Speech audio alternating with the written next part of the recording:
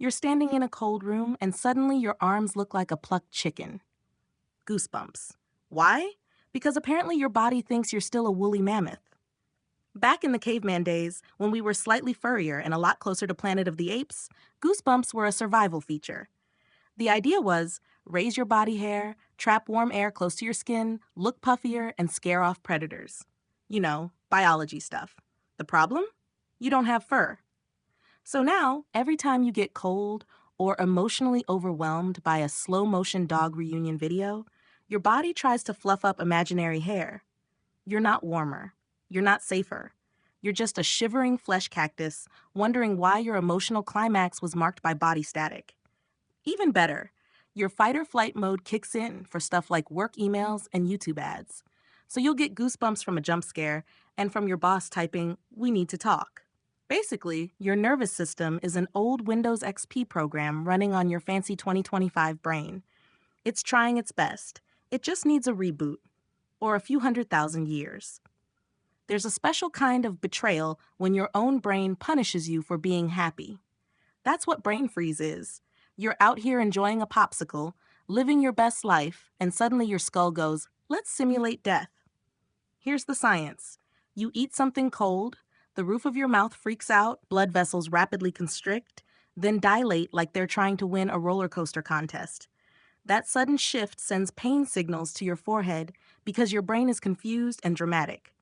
It's like, what is this sensation? Is it trauma? Am I under attack? Better throw a migraine at it just in case. Why does this still happen? Because evolution didn't plan for humans chugging frozen Coke in under 8 seconds.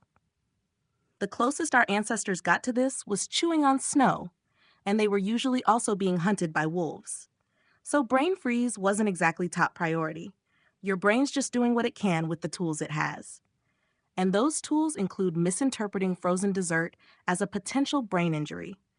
So yes, your body's warning system is about 200,000 years late to the food trends. Imagine waking up and realizing you can't move. Not your arms, not your legs, not even your face. Oh, and by the way, there's a shadow figure standing over your bed. Welcome to sleep paralysis, also known as why people believe in demons. Your brain has this clever trick during REM sleep. It paralyzes your body so you don't act out your dreams and roundhouse kick your nightstand. Cool, smart, necessary. The problem is when your brain wakes up out of order.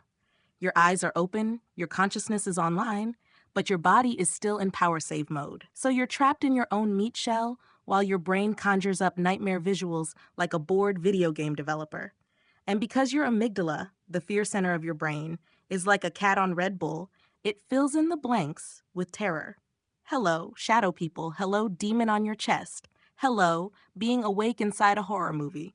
This is not a bug. This is a glitch left in on purpose because evolution prioritized not falling off a cliff during a dream over not waking up mid-haunting. So congrats, your brain invented a literal jump scare mode that you can't skip. Evolution 1, you 0. You ever eat too fast, laugh too hard, or just exist, and suddenly your body decides to start hiccuping like you're a malfunctioning wind-up toy? Yeah, that's not just annoying, it's ancient. Hiccups are basically leftover code from when we were amphibians. Seriously. Evolutionary biologists believe hiccups are a remnant from when our ancestors used gills and lungs and needed a way to control both systems. That little spasm? It helped regulate breathing while underwater.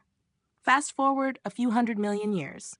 No gills, no underwater breathing system, but the hiccup reflex is still along for the ride, like that one guy in the group project who doesn't do anything but won't leave. And there's no guaranteed cure. You'll try holding your breath, drinking water upside down, or being scared half to death, all in hopes of convincing your diaphragm to stop throwing a prehistoric tantrum.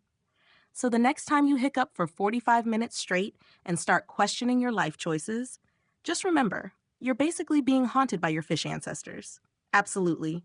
Here's the rest of the list, continuing the creepy, fascinating biology meets psychology theme. You trip in public, drop your coffee, forget someone's name, again.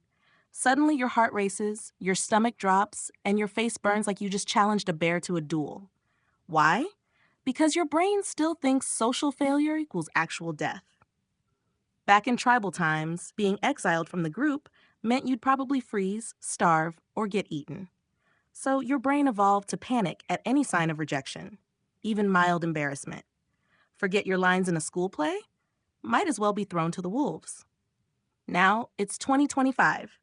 You're not going to die because someone laughed at your presentation or ignored your DM, but your brain hasn't updated its software. Your fight or flight kicks in.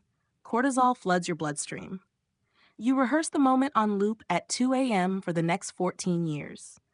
All because some part of you still believes that blushing in public could get you killed. It's like your brain's running Doom on an emotional typewriter. Powerful, but very confused about the current threat level. So if you ever wonder why a text with K instead of OK sends you into an existential crisis, now you know. Your brain is still living in 30,000 BC.